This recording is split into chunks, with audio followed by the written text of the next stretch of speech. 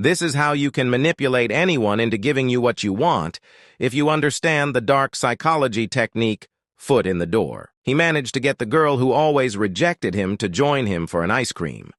After the ice cream, he had already convinced her to have a romantic date, all thanks to understanding and using the foot in the door technique. Let me explain it. In an experiment, the state government asked a group of citizens to put up a huge sign at the entrance of their houses that said, "Drive carefully." Only 17% of the people agreed to do so. To another group of citizens, they asked to put a small sticker on their cars with the same message.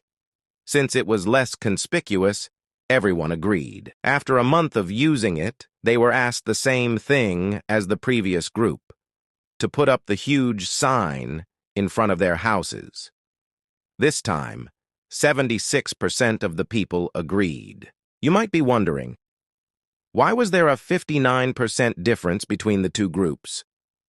In psychology, there is something known as the foot in the door technique, which suggests that someone is more likely to agree to something big if they are first asked for something small related to it.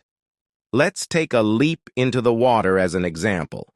First, we tend to dip a toe in to feel the temperature before committing to fully submerging ourselves. Similarly, having a small example makes us more likely to commit to something bigger. We are less afraid of what is already familiar. You can probably imagine how the guy in the story got a date with the woman of his dreams. Previously, he would just approach her and invite her to something big, like a romantic dinner with gifts and future plans. This scared the girl, and she would reject him. But when he understood the foot in the door technique, he knew how to approach the situation. He started by asking her to accompany him to pick something up from his classroom. Coincidentally, they came across an ice cream stand, shared an ice cream, had a good time, and continued walking and talking until they reached the classroom. When it was time to say goodbye, after having a short but enjoyable moment together, he asked her out again. This time, she knew what she was committing to and agreed.